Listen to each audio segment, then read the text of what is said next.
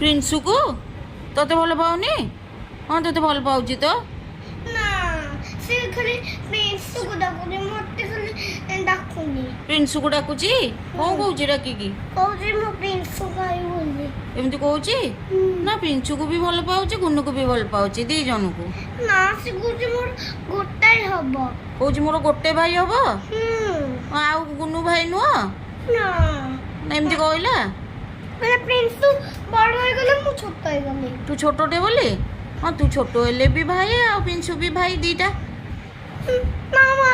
ମନା କଲା। ମନା କଲା? ହଁ ଆଉ କ'ଣ କରିବା ତାହେଲେ? ତୁ ସେଥିପାଇଁ ରାଗିଛୁ?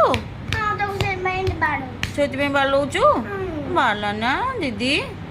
ତାହେଲେ ମତେ କିଏ ଭଲ ପାଇବ?